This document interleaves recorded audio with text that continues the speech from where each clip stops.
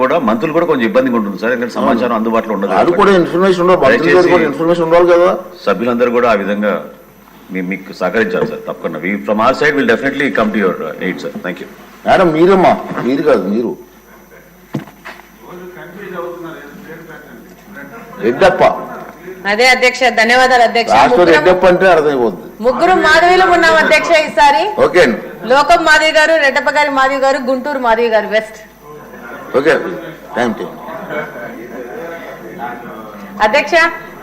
ఈరోజు చాలా మంది కూటమి ప్రభుత్వం వచ్చాక పేదల ఇళ్ల విషయము ఏమి ఆలోచిస్తున్నారు ప్రభుత్వం వారని చెప్పేసి పదే పదే పేదలు వస్తున్నారు ఇంటి దగ్గరికి. దాని మీద ప్రభుత్వం ఏమి చర్యలు తీసుకుంటుందో దాని గురించి అడుగుతున్నాం అధ్యక్ష. అలాగనే గత 5 సంవత్సరాల్లో పంపిణీలో చాలా అవకతవకలు జరిగినాయి అధ్యక్ష.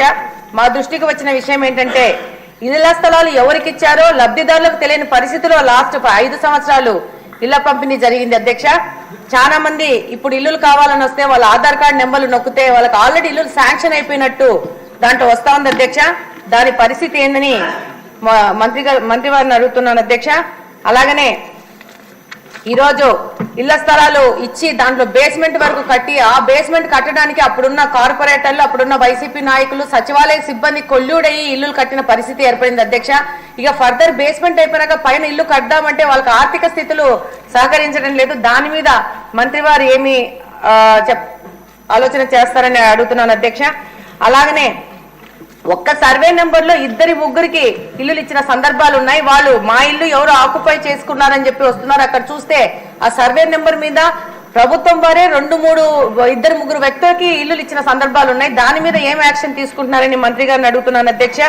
అలాగనే జగనన్న కాలనీలని గత 5 సంవత్సరాలు కాలనీల కోసము స్థలాలు ఇచ్చారు. ఆ స్థలాలు ఎక్కడున్నాయి అని అంటే కొండల్లో, గుట్టల్లో, రాళ్లలో ఉన్నాయి అధ్యక్ష. అక్కడ నీళ్లు లేవు, రోడ్లు లేవు, తాగనీకి మంచినీళ్ళు లేవు అధ్యక్ష. దీని మీద మంత్రి గారు ఏ విధమైన చర్యలు తీసుకుంటున్నారని మీ ద్వారా అడుగుతున్నాను అధ్యక్ష.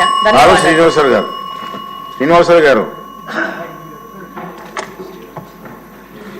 ధన్యవాదాలు అధ్యక్ష.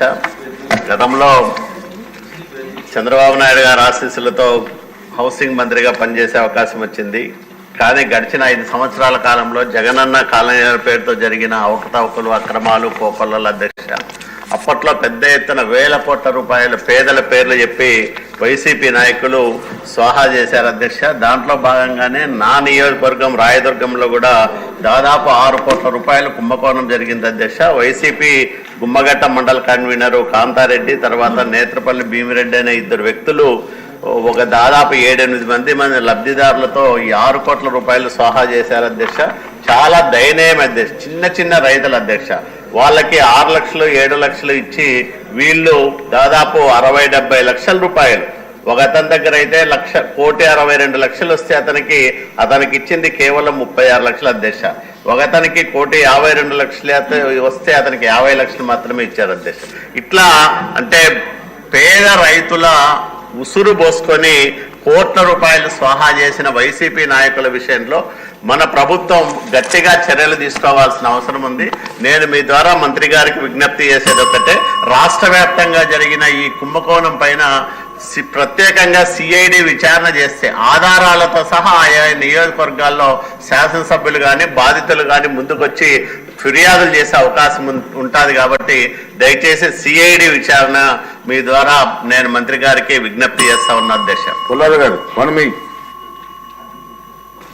అధ్యక్ష, గత ప్రభుత్వంలో జరిగినటువంటి అతిపెద్ద స్కామ్ లో ఇళ్ల స్థలాలు అధ్యక్ష.